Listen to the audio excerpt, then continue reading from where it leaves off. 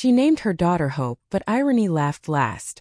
For years, Claire carried that name like a scar, a reminder of the man who walked away because of it. Claire was 19 when she met Ethan, a charming drifter with a smile that could melt steel and promises as thin as the cigarette smoke curling from his lips. She was a single mother, scraping by in a small apartment, her 1-year-old daughter, Hope, her only constant. Ethan swept into her life like a summer storm, all passion and chaos, whispering dreams of a future where they'd escape the grind of their small town.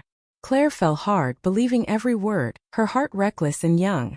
But when she told him about Hope, his face froze, his eyes darting like a trapped animal. "A kid," he said, voice sharp. "I didn't sign up for that." By morning he was gone, leaving behind a half-empty bottle of whiskey and a hole in Claire's world. The rejection carved something out of Claire. She looked at Hope babbling in her crib, unaware of the wreckage she'd unknowingly caused, and felt a bitter seed take root. It wasn't fair, she thought. She was young, vibrant, deserving of love, but this obligation had tethered her to a life she hadn't chosen.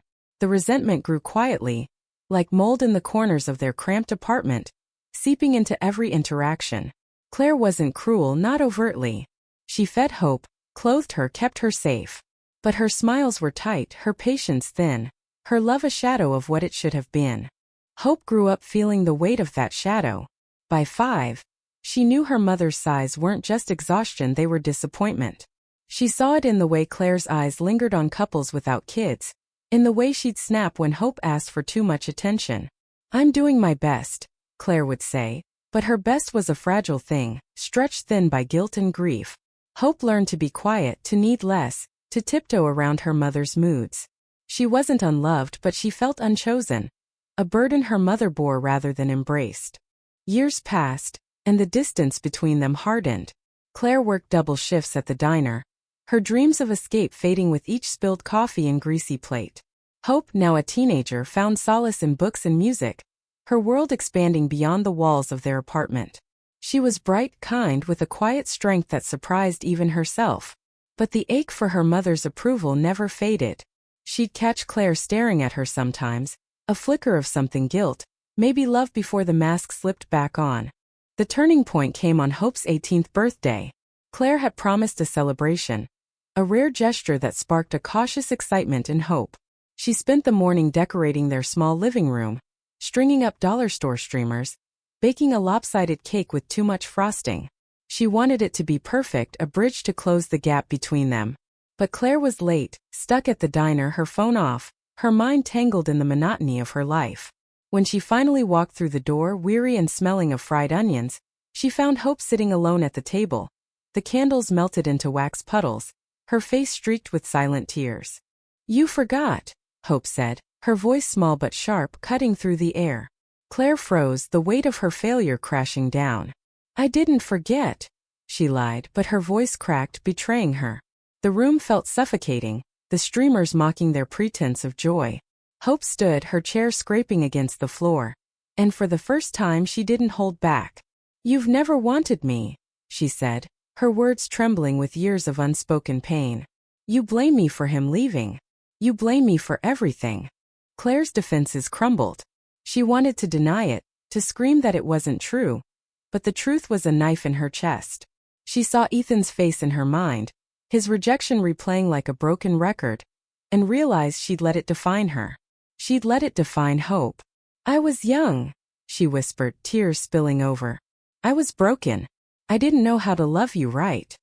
Hope stared at her, anger and hurt warring in her eyes.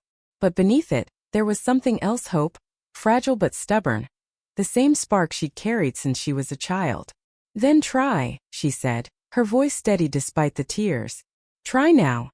The words were a lifeline, and Claire grabbed it. She crossed the room, pulling Hope into a hug that was clumsy, desperate, real.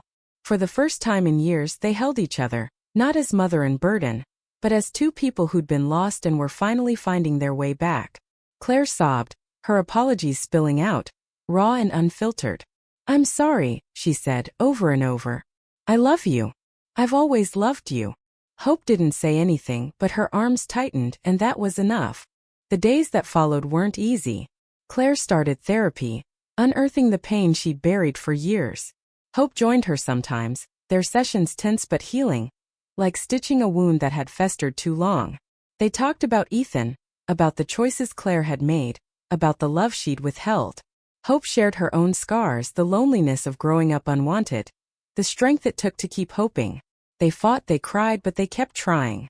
On Hope's 19th birthday, the scene was different. The cake was still lopsided, but Claire was there, laughing as she smeared frosting on Hope's cheek. The apartment was brighter, not just from the candles but from the warmth they'd rebuilt.